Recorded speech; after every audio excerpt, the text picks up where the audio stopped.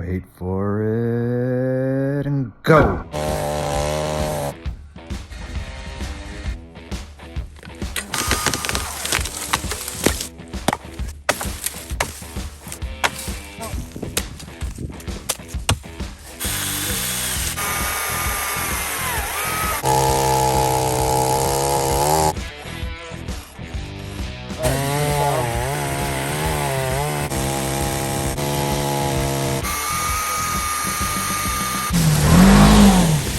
What I gotta do to go further into the woods. All right, guys, time for a little trail clearing. I got probably 2 miles of trails to clear here, like the Forest Service, says the professional homeowner. Hint, hint.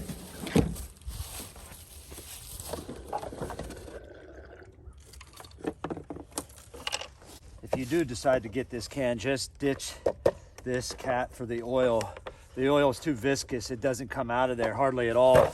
One thing I really do like about this can is there's room for a wedge log for this saw, but it'll do it. So this little saw is the workhorse of trail clearing. I can tell you that right now. But then it's not as fun. I'm just gonna take this and this with me. We'll take a little walk here. I'll be honest, I abandoned the sheath. Just use attention as I'm walking. Fall and winter is a great time to clear trails because everything's not so green and lush and fecund as it were. I'm not gonna lie, this little home gamer gadget is nice to have, but not worth the trouble. It's the only trouble with these things, they jam up sometimes. They are nice though when they work. Just gotta feed it easy. I'll just beat it down to the roots.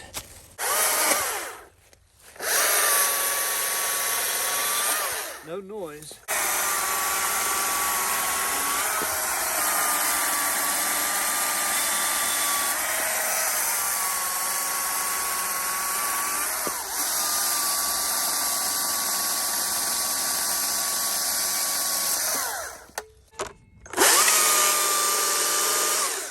Kicking sawdust back into Polaris. It's making a mess there. Look at that. Still has the new car smell. And I'm kicking shit up in it. So anytime I come across some decent firewood, I go ahead and buck it up. And I like to split it right on site. Dries faster that way and easier to transport. Now let's split this up. So I am gonna do a splitting video soon because guys keep asking me, but splitting videos kind of do my head in, if I'm honest. I don't know when splitting became a course of study, but I have something to say, so I'll say it, but only once, and then I'm done saying it. Just get out there and whack the wood and watch your feet.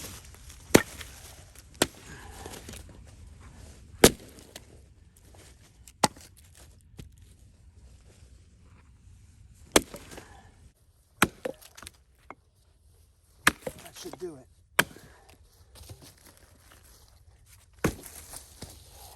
Job done. Moving on. I want to use this as a turnaround down here, and I need to remove this one punky old log here. Because it's so punky, I'll just use the axe. Get rid of these saplings too. Up and away at a 45 on those with the axe. It does leave a sharp point. A lot of guys don't like. So if you don't like those sharp points, and I don't blame you, nobody does, especially if it's on a trail, you don't want to end up with a flat tire. You can either just snip the old tip flat like that, or if you really want it to get under it, get those snips and get way down in there like that. Push your leaf litter back up. That's as flat as you're going to get. That was easy enough. No need to get the saw there.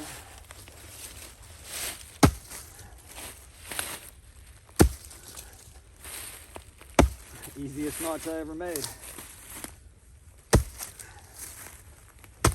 Alright, that ought to do it. So a lot of my time off camera is doing just this, just moving brush around. Running the saws, yes, but a lot of this is what trail work looks like. And that's day 1 in the books. Day 2 coming up. So just to be clear, these are some old logging roads that I'm opening up again, and you don't get very far before you come across a down tree again.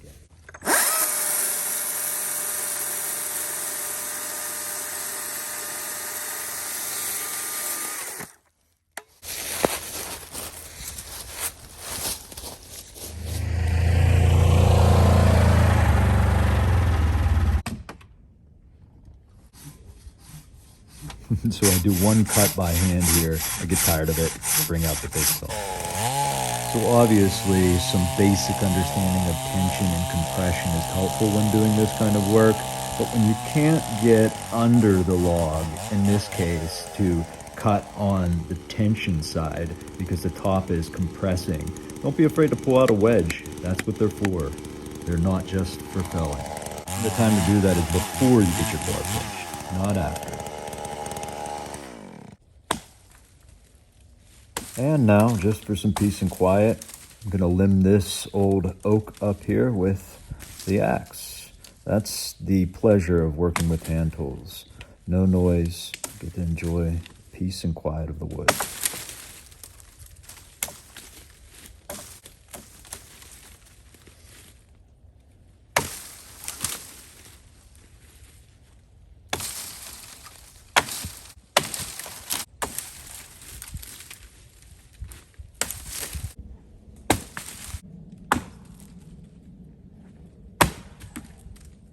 And now we'll just get the rest with the saws. We're not going to have a play with the axe that much. So here I can cut from the tension side, the top side in this case, because it's more like a peel cut and it's just going to break off. Here I can't. There's compression on the top and tension on the bottom. So I want to get all the backwood cut out of the kerf first, and then I'll finish it off from the bottom of the log on the tension side. And you might notice I'm holding my bar just to the right of my kerf on the top. That's so the log doesn't fall on my bar. But that said, shit happens. You're going to get your bar stuck at some point. Everyone does. You want to try to keep it out of the dirt, and when you get it stuck, you have to get it unstuck with the tools that you have at hand.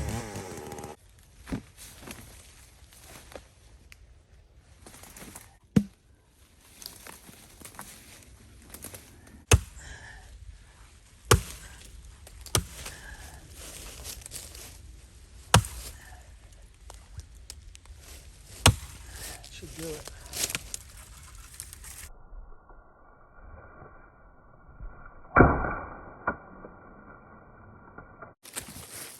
There we go.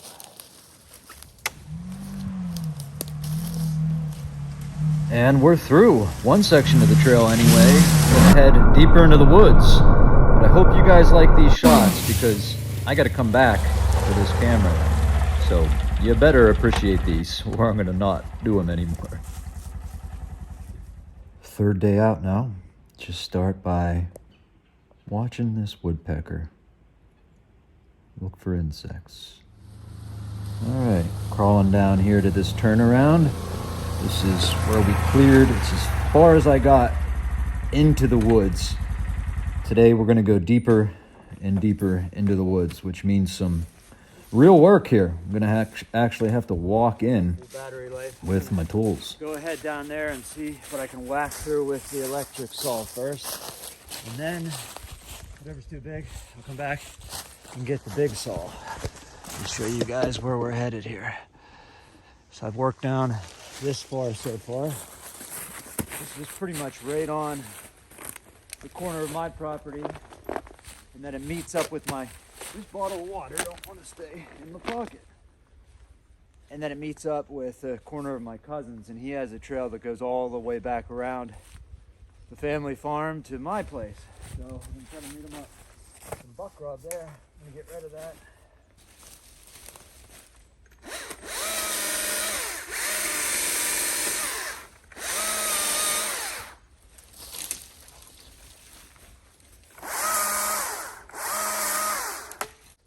So you can hear me mumbling here about my knees. For those of you who care, I had a dislocated kneecap or patella, and that means it stretches your tendons out. I had some bone bruising and some trauma to the tendons.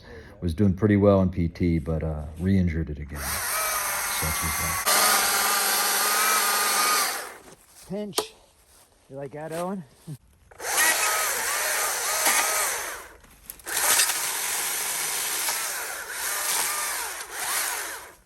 This is what a lot of trail clearing looks like. Just moving brush. It's nice if you had to do it efficiently to have one guy, at least one guy go in front with the heavy saw everything up, and two kids behind you. Your little assets, two little kids picking up all the brush. Always mindful of my feet, where they're at in relation to what you guys will see what this looks like under the snow. Look how punky, pithy, rotten this log is. That is food for the forest. Mycelium love that shit, but I don't want it here. I want it over there. There we go. She's free. Okay.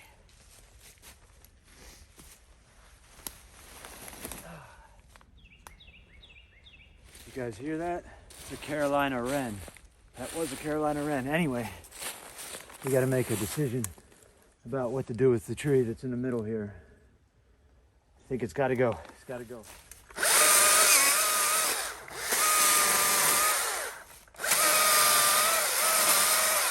Followed by an idiot. Take one. And I've been using this all day already, so make what you will of that.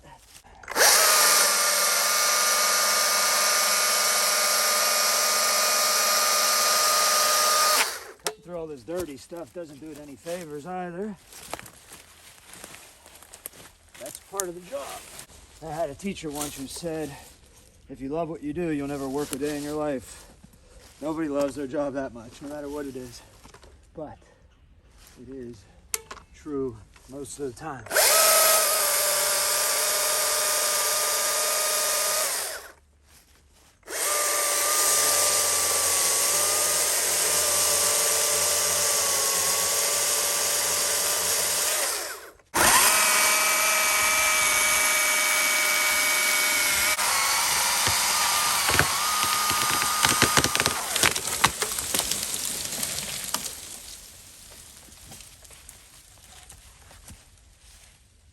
I kept cutting because I wanted it to go fast. It had a little bit of limb lock to it. I didn't want it to hang there.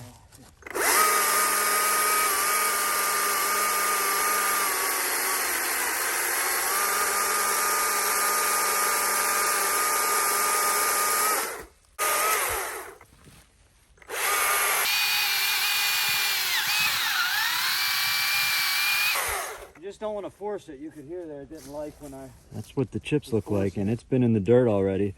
I like these bigger files. Bucking, it's one for you, brother.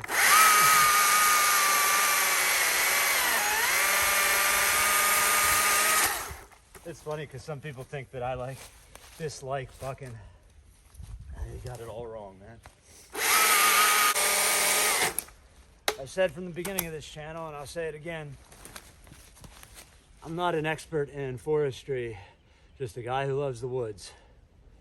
And for me, that means nature, and nature can be divided up in many different levels. So inner and outer nature. Ultimately, it's either all things or many things. If you know, you know. Let's get these split up. I'll do it right here. This is going to be the hardest piece. There it goes.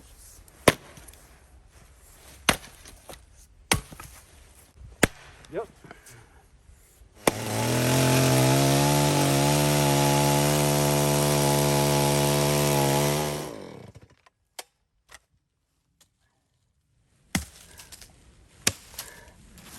2 hits for the bill hook. I'm gonna grub that off some too.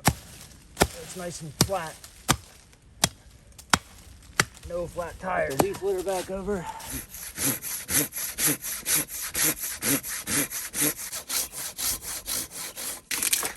If that's all you had,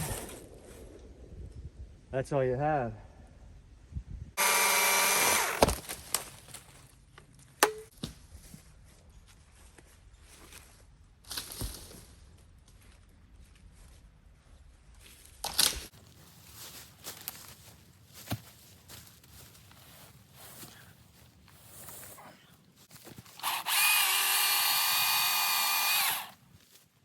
Crows are super intelligent, guys.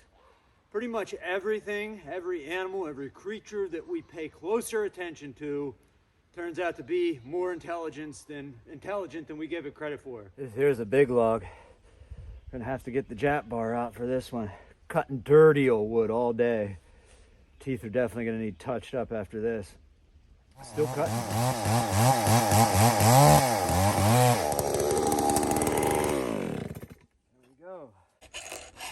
Just giving them a quick touch up here. That's the little tooth.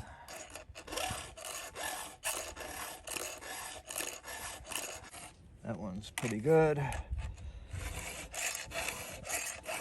don't know, I just find it's easier to switch hands than to do one side and then the other.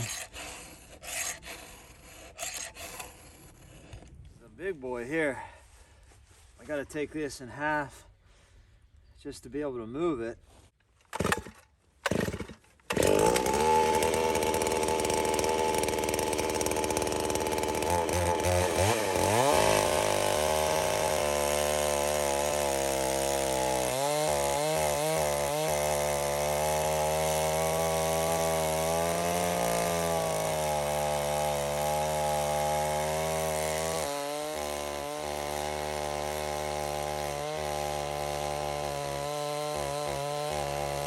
So again, I'm on the upside of the hill here, and I'm taking all the wood on the low side of the curve. That way I can finish with the saw closest to me. And you'll see here, right here, I start to ream buck, which is something I learned from the redwood loggers, and it makes the kerf bigger on the bottom so your bar don't get stuck.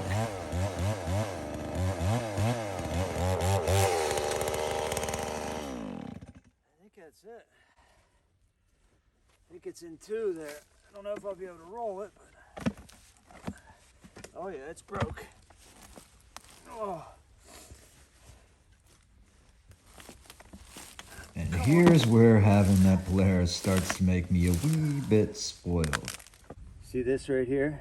So long as the winch isn't overly tight, you should be able to put that on unlock. So that's lock, which means you need to use the remote or the button on the dash, but you should be able to put it in freewheel and then you can pull it. So I hope I can go under it right here, pull it that way, and then flop it in the ditch.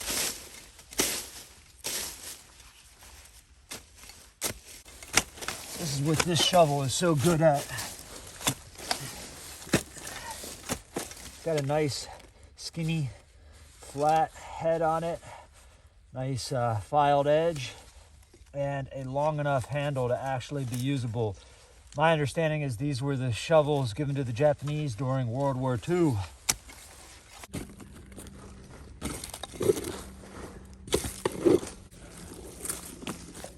All right.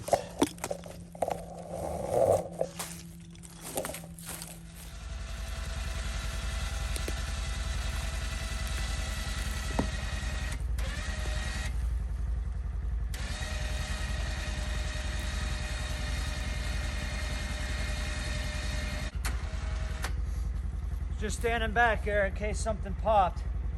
The nice thing about these ropes rather than the braided steel is that you don't got to worry about getting splinters in your hand, though they can easily get nicked up.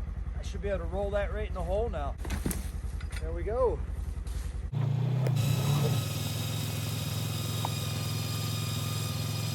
There we go. In the ditch she goes. That's it. Just gotta wind this And I clear another 100 feet of trail and come to yet another downed wall. Well, guys, that's it for today. We're almost through, though. So I went ahead and broke through to this field point the next morning, and going to show you guys how the setup and the flares has changed. All right, so let me show you how it's changed. I got a lot more hand tools here with me today. I got this thing I just found in the barn. Just sharpened up the one side of her right now. Put some hockey tape on the handle. I had to cut some of this off. Probably my granddad. It had cracked. He'd filled it in with some wood putty and then taped over it. I cut it a little shorter. That. Peavy staying in the buggy here. And there's this. Matt just sent me this vintage axe hoarder. Made the whole thing himself. Hackberry handle. Polished the edge for me. This would be a decent little wedge beater if it had to be. Nice straight stick on it. Or an all-around cordwood firewood gathering axe. I'll use that some today. Brought the Sandvik out with me again. The brush axe. Sharpen the blade. Just apex that. To be more careful with her now. The Jap shovel, little World War II trench shovel. See the elephant on there? Really pretty shovel. I love this thing. Machete always comes with me. Silky, which I probably won't use. The bill hook, and I put it in this now, thanks to Kurt S. He suggested this as a sheath. Check that out. Could tie that on your leg if you wanted to. And then the two saws, the electric saw.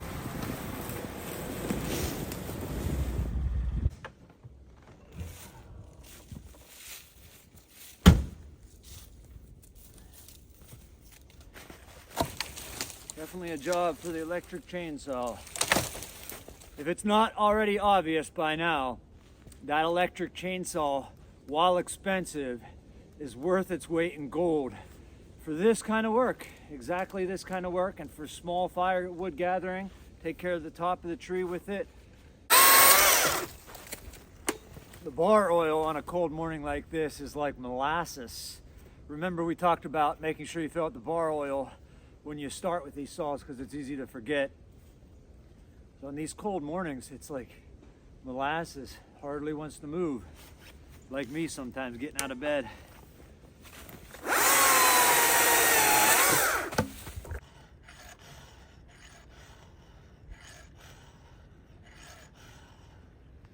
I am literally filing through ice in order to get to the chain because the ice, the snow, is just freezing to this chain. Sometimes so much I can't even pull the chain through it.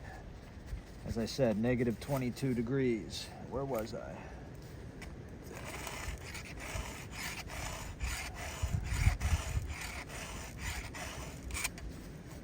I mean, can you see that? Let's look at that ice.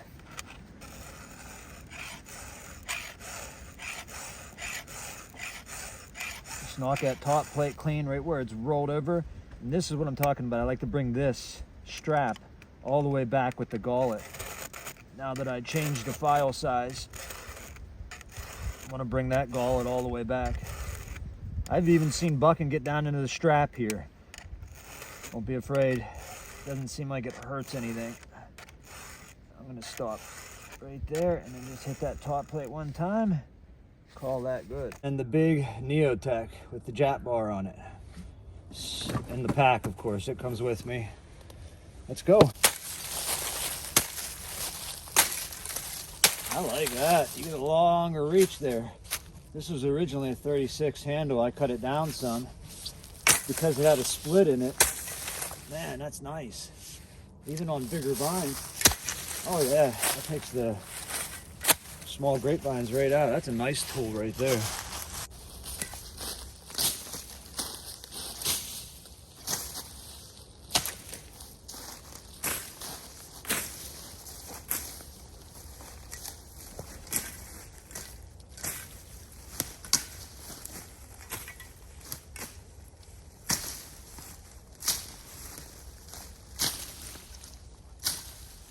not a sai. It's very sickle-like. Brush axe, brush hook. What would you guys call this thing where you're from? As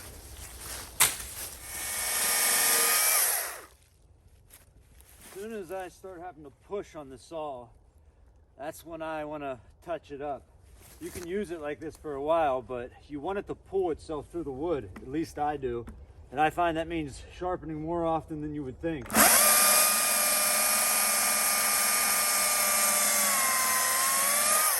Especially when you get into dirty, mossy shit like I've been cutting. Let's sharpen that. Pushing pretty hard on that, and now I'm going to straighten the angle up. Just like Buckin says, don't be afraid to take as many strokes as you need. Right up there. There it is. One more for good luck. Just to get that top plate nice and sharp. I'm going to keep going here, but that's it. I'm going to link one other video down in the doobly-doo there to Farmcraft. Farmcraft has a really great sharpening video. That probably helped me more than anything else to really learn how to the hand sharpen. Not that I'm great at it, but I can do it because of those two guys. Check them out, doobly-doo below. You guys already know who they are anyway. That'll cut good. It wasn't even all of them. It was just a few of them. Getting that mossy soil or dip the nose down in the dirt for a second. Just a little touch up. She's ready to cut again. Put the bat back in. Get rolling.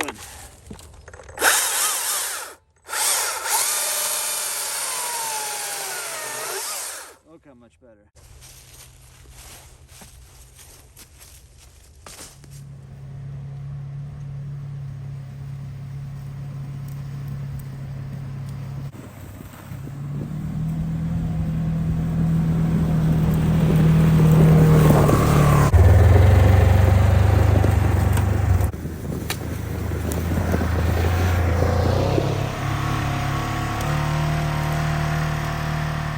Well, guys, when I get the time, I'm just going to keep on at it further and further into the woods. But you get the point.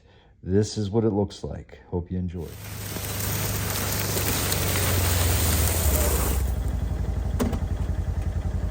If any of you are still here, go ahead and click the thumbs up. Let me know you like this kind of content, and I'll do it again real soon. Merry Christmas. Happy New Year's. Cordwood, guys, I'll be posting on the Cordwood page. I'm going to need your videos. Might be a little bit late this year, but shortly after the new year, I will do the wrap-up video and announce Rookie of the Year. I think we all know who it is. Shaking in the breeze. Hear the wind howling through the valley. Let the creek run through the hollow in the hills. Unimaginable tracts of time.